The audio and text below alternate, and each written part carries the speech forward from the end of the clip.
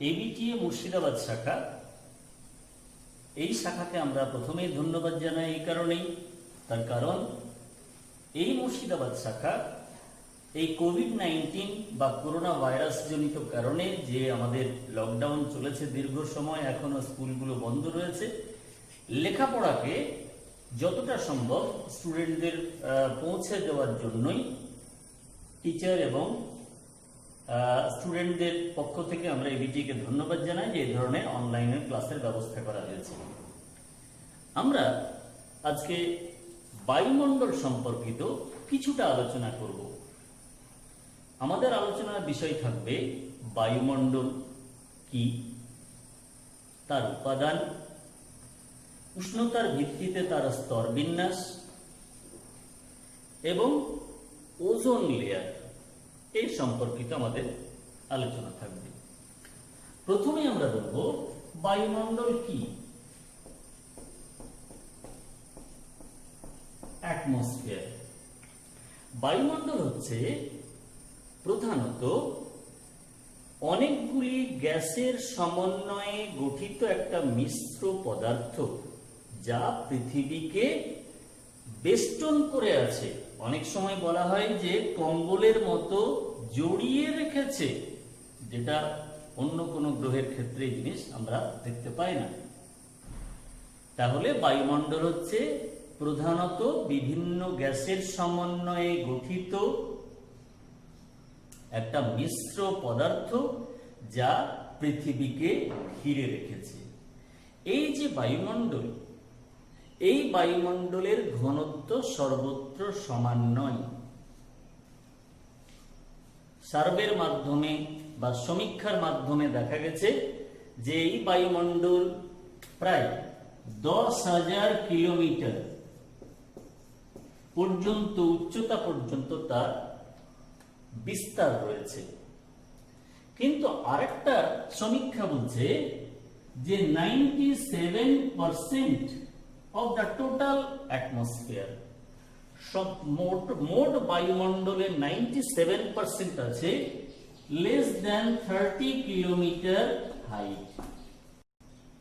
30 kilometre, কোথাও কোথাও 29 কিলোমিটারের মধ্যেই বলা হচ্ছে যে 97% বায়ুমণ্ডলে বা বায়ুমণ্ডল রয়েছে। হলো অর্থাৎ কিনা একটা কথা আমরা এখান থেকে পরিষ্কার, যে বায়ুমণ্ডল উচ্চতা বৃদ্ধির সঙ্গে সঙ্গে বায়ুমণ্ডলের ঘনত্ব কমে যায়। আমরা অন্যভাবে বলতে পারি যে বায়ুমণ্ডলের ঘনত্ব সবচেয়ে বেশি কোথায় থাকে? পৃথিবী পৃষ্ঠে।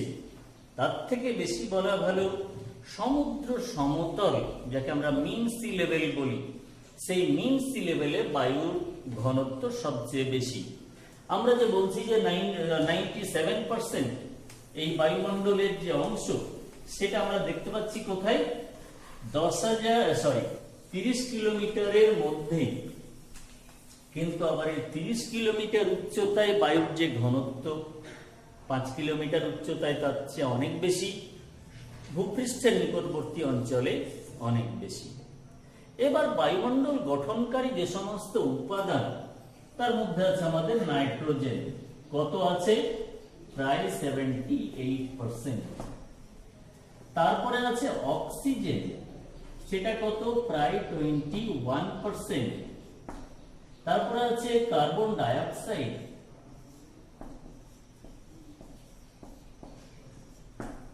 (0.033%), কোথাও কোথাও সেটা 0.04%, এটাও বলা হয়। তাহলে এই হচ্ছে প্রধান উপাদান। এছাড়াও কি আছে বায়ুমণ্ডলে? বিভিন্ন নিষ্ক্রিয় গ্যাস। সেই নিষ্ক্রিয় গ্যাসের মধ্যে কি আছে? নিয়ন, আর্গন, ক্রিপ্টন, জেনন, এগুলো রয়েছে। আর কি আছে? জলীয় বাষ্প, ধূলিকণা, এই সমস্তগুলো, কার্বন মনোক্সাইড, নাইট্রোজেনের অক্সাইড, এরা হচ্ছে এই গুরুত্বপূর্ণ উপাদান। এবার আমরা এখানে কিছুটা আলোচনা করব এদের গুরুত্ব কতটা। যেমন অক্সিজেন, এটা অত্যন্ত গুরুত্বপূর্ণ। কেন গুরুত্বপূর্ণ? তার কারণ হচ্ছে এই অক্সিজেন যেটা আমাদের বায়ুমণ্ডলে রয়েছে, যা জীবজগতের অস্তিত্ব অর্থাৎ জন্ম, বৃদ্ধি এবং বেঁচে থাকা এর জন্য কিন্তু এটা অত্যন্ত গুরুত্বপূর্ণ। কেন? আমাদের প্রতিটি জীব, সে উদ্ভিদ বা প্রাণী, প্রতিটি জীবের শ্বাসকার্যের জন্য আমাদের অক্সিজেন অত্যাবশ্যক। আর কিসে সাহায্য করে এটা? এটা সাহায্য করে আমাদের দহন বা কোনো কিছু পোড়ার ক্ষেত্রে, কেননা অক্সিজেনের অনুপস্থিতিতে পুড়বে না কিছু। নাইট্রোজেন এটা অনেক বেশি পরিমাণে আছে, কিন্তু এর গুরুত্ব অপেক্ষাকৃত কম। এটা কি কাজ করে?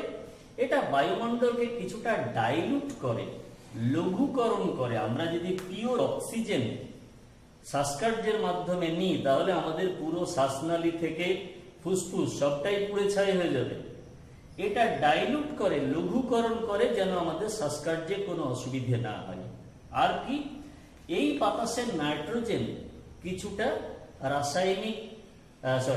কিছুটা আমাদের যে কিছু ব্যাকটেরিয়া রয়েছে, সেই ব্যাকটেরিয়ার মাধ্যমে মাটিতে সার হিসেবে বা উর্বরতা হিসেবে এটা সঞ্চিত হয়। কার্বন ডাই অক্সাইড, এটার পরিমাণ আমরা যদিও দেখছি অত্যন্ত কম, কিন্তু এটা অত্যন্ত গুরুত্বপূর্ণ। এটাকে গ্রিন হাউস গ্যাস বলা হচ্ছে এবং সবচেয়ে গুরুত্বপূর্ণ গ্রিন হাউস গ্যাস। ফটোসিনথেসিস, সালোক সংশ্লেষ, এর জন্য এই কার্বন ডাই অক্সাইডের উপস্থিতি বায়ুমণ্ডলে একান্ত প্রয়োজন। অর্থাৎ উদ্ভিদের যে খাদ্য তৈরির প্রক্রিয়া সালোক সংশ্লেষ, তার জন্য আমাদের এই কার্বন ডাই অক্সাইড প্রয়োজন। আর কি করে? এই কার্বন ডাই অক্সাইড বাতাসে থেকে পৃথিবী থেকে বিকিরিত তাপ শোষণ করে এবং বায়ুমণ্ডলের তাপমাত্রা বজায় রাখে। হলো। আরো কিছু আছে, সেটা হচ্ছে ওয়াটার ভেপার।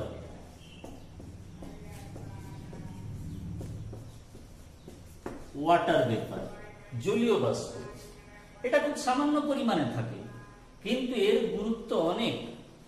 কেন? এই জলীয় বাষ্পের কারণেই কিন্তু বৃষ্টিপাত বা অধঃক্ষেপণ, যাই বলো না কেন, এই ঘটনাগুলো ঘটে। বাতাসে জলীয় বাষ্পের উপস্থিতির কারণে আরেকটা সুবিধা হয়, পৃথিবী থেকে বিকিরিত তাপ সেটা এই বায়ুমণ্ডল শোষণ করতে পারে। আমাদের যে বৃষ্টিপাত, তুষারপাত, তারপরে শিশির, কুয়াশা, সবকিছু এই ওয়াটার ভেপারের কারণেই হয়। আরেকটা আছে ধূলিকণা।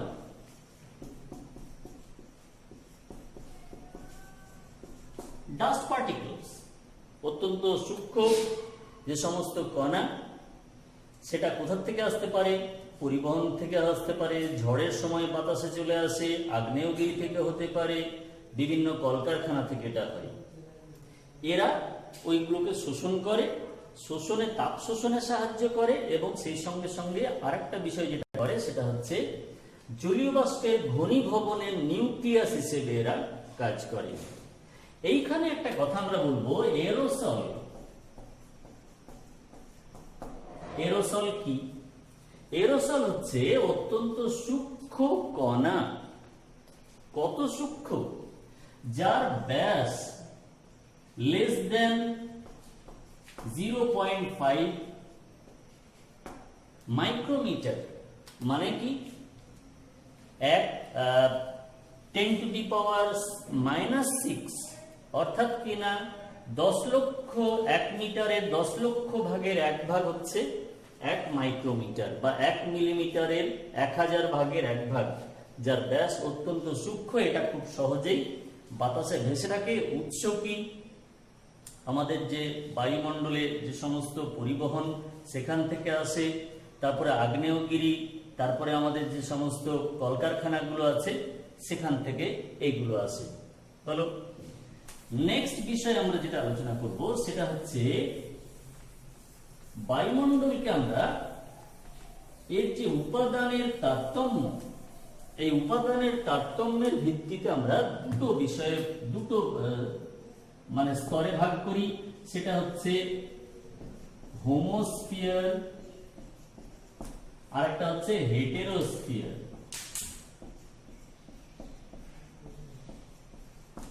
হোমোস্ফিয়ার যেটা প্রায় 90 কিলোমিটার উচ্চতা পর্যন্ত বিস্তৃত। হোমোস্ফিয়ার কি? পৃথিবী পৃষ্ঠ, বা আমরা আরো ভালোভাবে বললে সমুদ্র সমতল থেকে প্রায় 90 কিলোমিটার পর্যন্ত বায়ুমণ্ডলের যে অঞ্চল, সেই অঞ্চলের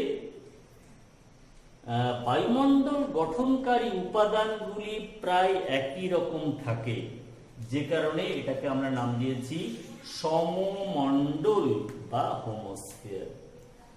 এটা হচ্ছে 90 কিলোমিটারের পর থেকে আমাদের সর্বোচ্চ স্তর, অর্থাৎ 10,000 কিলোমিটার উচ্চতা পর্যন্ত এই অঞ্চলে আমরা এই যে বায়ুমণ্ডল গঠনকারী উপাদানগুলির আমরা তারতম্য লক্ষ্য করি, যে কারণে একে আমরা হেটেরোস্ফিয়ার বা বিষমমণ্ডল নাম দিয়েছি। হলো নেক্সট বিষয় আমরা আলোচনা করব, সেটা হচ্ছে উষ্ণতার ভিত্তিতে বায়ুমণ্ডলের স্তর বিন্যাস। প্রথম আমরা 6টা ভাগে ভাগ করে থাকি। প্রথম হচ্ছে ট্রপোস্ফিয়ার।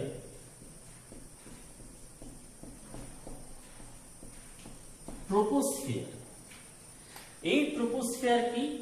ভূপৃষ্ঠ সংলগ্ন বায়ুমণ্ডলের স্তর, যেটা নিরক্ষরেখায়, যার উচ্চতা প্রায় 18 কিলোমিটার আর মেরুতে হচ্ছে 8 কিলোমিটার।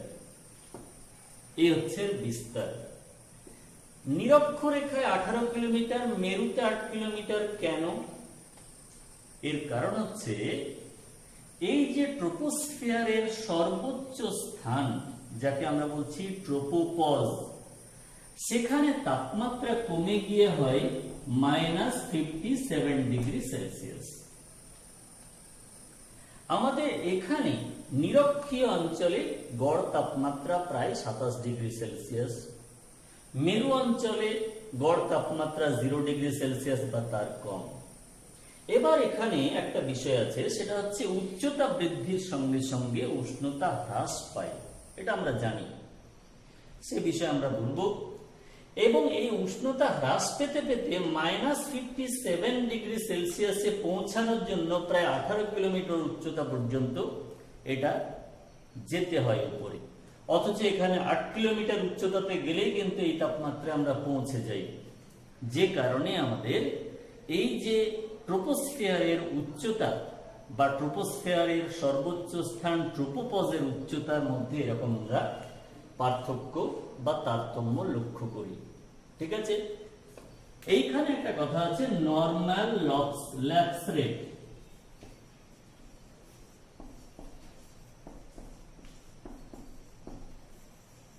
নরমাল ল্যাপস রেট, যাকে বাংলায় বলা হচ্ছে উষ্ণতা হ্রাসের স্বাভাবিক হার। এটা ট্রপোস্ফিয়ারের একটা বিশেষ বৈশিষ্ট্য কি? প্রতি 1 কিলোমিটার উচ্চতায় 6.4 ডিগ্রি সেলসিয়াস তাপমাত্রা হ্রাস পায়। অর্থাৎ এখানে যা তাপমাত্রা হবে ট্রপোস্ফিয়ারের মধ্যে, 1 কিলোমিটার উঁচুতে গেলে এতটা তাপমাত্রা কমে যাবে। আর যে কারণে এইটাকে কাজে লাগিয়ে বিভিন্ন প্রশ্ন আমাদের অনেক সময় হয়, উচ্চ স্থান শীতল হয় কেন?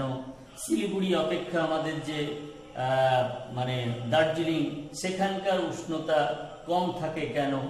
শিলিগুড়ি এবং দার্জিলিং আমাদের দুটোই কিন্তু প্রায় একই অক্ষাংশে আছে, কিন্তু উচ্চতার তারতম্যের কারণে আমাদের এই নরমাল ল্যাপস রেট হিসেবেই সব সময়ে সেখানে দার্জিলিং এর তাপমাত্রা বেশ কয়েক ডিগ্রি সেলসিয়াস কম থাকে শিলিগুড়ির তুলনায়।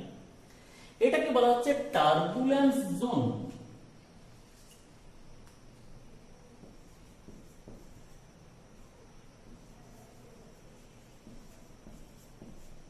Turbulence zone. ক্ষুব্ধমণ্ডল। ক্ষুব্ধমণ্ডল কি? ক্ষুব্ধমণ্ডল হচ্ছে এই যে ট্রপোস্ফিয়ার, বায়ুমণ্ডলের সমস্ত ঘটনাবলী, বৃষ্টিপাত, বায়ু প্রবাহ, ঝড়, তুষারপাত, শিশির, কুয়াশা, যত কিছু এই স্তরেই ঘটে মেঘের সৃষ্টি, যে কারণে একে ক্ষুব্ধমণ্ডল বলা হয়।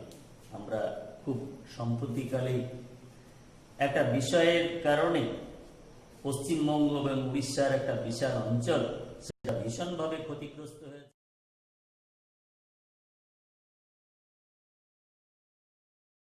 ঠিক আছে, এই হচ্ছে আমাদের ট্রোপোস্ফিয়ার। নেক্সট আমাদের বিষয় হচ্ছে স্ট্র্যাটোস্ফিয়ার। নেক্সট স্ট্র্যাটোস্ফিয়ার, এটা কি? এটা হচ্ছে দ্বিতীয় স্তর, যেটা উচ্চতা প্রায় 50 কিলোমিটার পর্যন্ত বিস্তৃত। স্ট্র্যাটোস্ফিয়ার এই স্তরে কিন্তু আবার উষ্ণতা ধীরে ধীরে বৃদ্ধি পায়। কি হারে বৃদ্ধি পায়? স্ট্র্যাটোস্ফিয়ারের নিম্ন প্রান্ত, অর্থাৎ যেখানে আমাদের ট্রোপোপজ আছে, সেখানে তাপমাত্রা আমাদের -57 ডিগ্রি সেলসিয়াস, সেখান থেকে এটা বাড়তে বাড়তে 50 কিলোমিটারে গিয়ে 0 ডিগ্রি সেলসিয়াসে পৌঁছে যায়। এ হচ্ছে স্ট্র্যাটোস্ফিয়ার। স্ট্র্যাটোস্ফিয়ারকে শান্ত মণ্ডল বলা হয়। কেন? এখানে কোনো ধরনের বায়ু প্রবাহ থাকে না, কোনো রকমের মেঘের সৃষ্টি হয় না, এখানে কোনো ঝড়ঝঞ্ঝা বা ওই ধরনের কোনো টার্বুলেন্স কোনো কিছুই থাকে না। অর্থাৎ এটা একটা শান্ত পরিবেশ সেখানে বজায় থাকে, যে কারণে এখানে এই স্তরের মধ্যে দিয়ে আমাদের যে জেট প্লেন সেগুলো চলাচল করে। এখানে এক ধরনের বিশেষ মৌক্তিক মেঘ বলে এক ধরনের মেঘ দেখা যায়, যেটা খুবই হালকা, এবং সেটাকে বলা হচ্ছে মাদার অফ পার্ল। এটা খুব চকচকে সাদা রঙের, এটা তুলোর মতো এরকম দেখা যায়, যেটাকে আমরা বলছি মৌক্তিক মেঘ, হলো স্ট্র্যাটোস্ফিয়ার। নেক্সট হচ্ছে আমাদের মেসোস্ফিয়ার।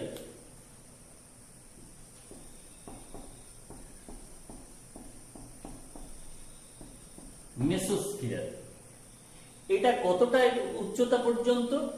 এটা প্রায় 80 কিলোমিটার উচ্চতা পর্যন্ত বিস্তৃত। এখানে তাপমাত্রা কিছুটা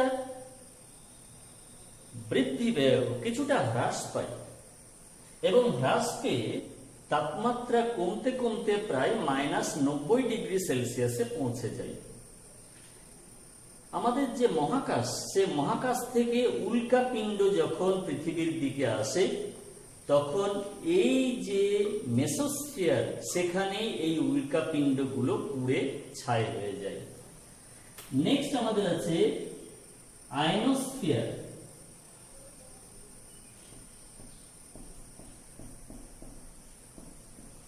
এটা অত্যন্ত গুরুত্বপূর্ণ স্তর। এই স্তরটা প্রধানত আণবিক নাইট্রোজেন এবং পারমাণবিক অক্সিজেন দ্বারা গঠিত। আর এর ফলে কি হয়? সূর্য থেকে আগত যে রশ্মি, তার মধ্যে গামা রশ্মি থাকে, এক্স রশ্মি থাকে, তার প্রভাবে এই আয়ন, এখানকার যে পরমাণু, অণু এবং পরমাণু, সেগুলো ভেঙে যায়। ভেঙে গিয়ে প্রচুর পরিমাণ আয়ন, সে আয়নের সৃষ্টি হয়। আর যেখান থেকে নামকরণ হয়েছে এখানে আয়নোস্ফিয়ার। আর যে কারণে এই আয়নোস্ফিয়ারের যে তাপমাত্রা, সেটা কিন্তু বাড়তে থাকে। এই আয়নোস্ফিয়ারটা প্রায় 500 কিলোমিটার পর্যন্ত উচ্চতা পর্যন্ত বিস্তৃত, যেখানে তাপমাত্রা বাড়তে বাড়তে অনেক স্থান আছে যেখানে 1200 কিলোমিটার 1200 ডিগ্রি সেলসিয়াস পর্যন্ত তাপমাত্রা বেড়ে যায়। এতটাই এই আয়নগুলো। আমরা জানি অরোরা অস্ট্রেলিস, অরোরা বোরিয়ালিস, যাকে আমরা মেরুজ্যোতি বলি, এই আয়নোস্ফিয়ারের কারণে সূর্য রশ্মি যখন এই আয়নোস্ফিয়ারে গিয়ে পতিত হয়, তখন এই আয়নোস্ফিয়ার থেকে সেটা ছটার আকারে ফিরে আসে এবং সেই ফিরে আসাটাই হচ্ছে আমাদের মেরুজ্যোতি হলো। আর এখানে আর একটা কাজ করে, সেটা হচ্ছে আমাদের যে বেতার তরঙ্গ এই স্তর থেকেই ফিরে আসে এক্সোস্ফিয়ার, যার উচ্চতা প্রায় 750 কিলোমিটার পর্যন্ত বিস্তৃত। এখানে হাইড্রোজেন এবং হিলিয়াম এর প্রাধান্য লক্ষ্য করা যায়। নেক্সট আমাদের লাস্ট হচ্ছে ম্যাগনেটোস্ফিয়ার।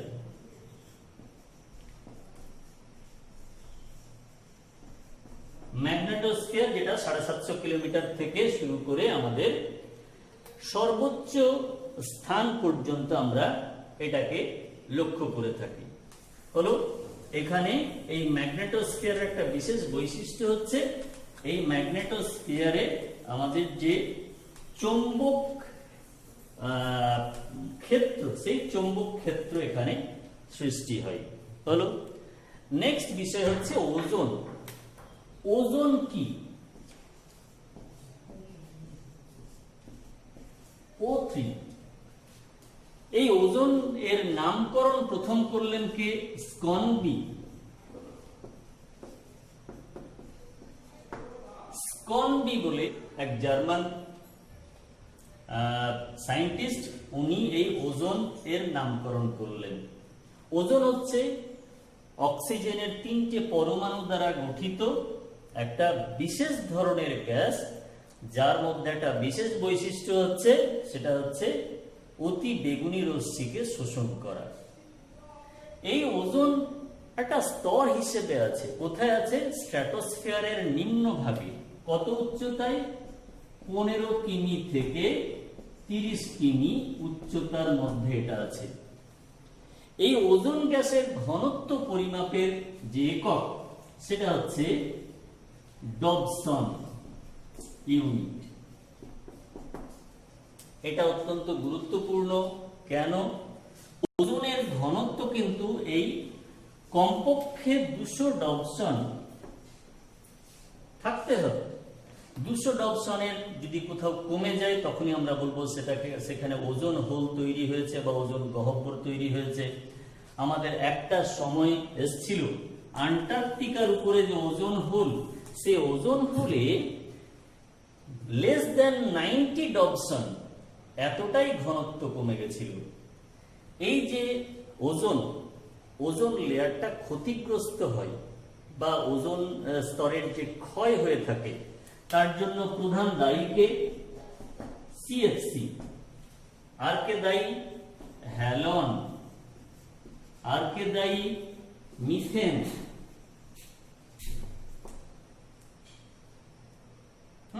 এইগুলো হচ্ছে বেশি দায়ী। আর নাইট্রোজেনের অক্সাইড। সিএফসি কি হয়, কোথায় ব্যবহার হয়? বিভিন্ন যে সমস্ত cooling machine, air condition, refrigerator, এগুলোতে ব্যবহার হয়। হ্যালন কোথায় ব্যবহার হয়? অগ্নি নির্বাপক যন্ত্র। এইটার উপরে বর্তমান দিনে বেশি গুরুত্ব দেওয়া হচ্ছে, কারণ অনেক জায়গায় আগুন লাগার ব্যাপার আছে। বড় বড় অফিসগুলোতে লাল রঙের, এমনকি স্কুলগুলোতেও সার্ভ করা হয়েছে, স্কুলগুলোতে সরকারের পক্ষ থেকে দেওয়া হয়েছে এই অগ্নি নির্বাপক যন্ত্র, যেখানে এই হ্যালন ব্যবহার করা হয়। মিথেন এর উৎস কি? ধানের জমি, বিভিন্ন জলা জমি, সেই সমস্তগুলো। নাইট্রোজেনের অক্সাইড, এটার উৎস কি? বিভিন্ন যে রাসায়নিক সার ব্যবহার করা হয় সেগুলো। এইবার এখানে যেটা হয় সেটা হচ্ছে কিভাবে এই ওজোন স্তর ক্ষয়প্রাপ্ত হচ্ছে। এই যে সিএফসি, পৃথিবীর দিকে আগত যে অতি বেগুনি রশ্মি, সেই অতি বেগুনি রশ্মি সিএফসির সঙ্গে বা ক্লোরোফ্লোরো কার্বনের সঙ্গে বিক্রিয়া করে এখান থেকে ক্লোরিন পরমাণু বের করে দেয়, আলাদা করে দেয়, যেটা অত্যন্ত সক্রিয়। আর এই একটা মাত্র ক্লোরিন পরমাণু এতটাই ক্ষমতা রাখে যে প্রায় 1 লক্ষ ওজোন পরমাণুকে, ওজোন অণুকে ভেঙে দিতে পারে। ওজোন অণুকে ভেঙে কি করে? অক্সিজেনে রূপান্তরিত করে। এবার অক্সিজেনে যেই রূপান্তরিত করবে, এবার যে তার যে ক্ষমতা ছিল আমাদের প্রাকৃতিক সৌর পর্দা হিসেবে যেটা কাজ করতো সেটা আর কাজ করতে পারবে না, কারণ অক্সিজেনের সেই ক্ষমতা নেই যে সে অতি বেগুনি রশ্মি বা আল্ট্রাভায়োলেট রেজকে শোষণ করে নেবে। আর একটা আছে আমাদের ম্যাগনেসিয়াম ব্রোমাইড। এই ম্যাগনেসিয়াম ব্রোমাইড যেটা খুবই কম উৎপন্ন হয়, সেখান থেকে যেমন সিএফসি থেকে ক্লোরিন উৎপন্ন হয়, ওখান থেকে ব্রোমিন উৎপন্ন হয়। এই ব্রোমিন আরো বেশি মারাত্মক। কেন? এক একটা ব্রোমিন, এই সক্রিয় ব্রোমিন যে পরমাণু, সেটা এর থেকে অনেক বেশি সংখ্যক আমাদের ওজোন অণুকে ভেঙে দিতে পারে, আর এর ফলে আমরা বিভিন্নভাবে ক্ষতিগ্রস্ত হয়ে থাকি। হলো এখানে আমরা কিছু বিষয় বলবো, যেমন অনেক সময় জিজ্ঞাসা করা হয় ট্রোপোস্ফিয়ার কি, মেরুজ্যোতি কি, ওজোন গহ্বর কি, তারপরে আমাদের এই ওজোন লেয়ার বা ওজোন স্তর ধ্বংসের ফলে আমাদের কি ক্ষতি হয়, স্ট্র্যাটোস্ফিয়ার ট্রোপোস্ফিয়ারের মধ্যে পার্থক্য, ট্রোপোপজ কি, স্ট্র্যাটোপজ কি, তারপরে মেরুজ্যোতি কি, এই ধরনের প্রশ্নগুলো হয়। তাহলে আজকে আমরা এখানেই শেষ করি। এই সম্পর্কিত যদি কোনো প্রশ্ন থাকে, অবশ্যই প্রশ্ন থাকা উচিত, আমরা সেই সমস্ত প্রশ্নগুলো নিয়ে আলোচনা করব। আজকের জন্য এতটাই, ধন্যবাদ।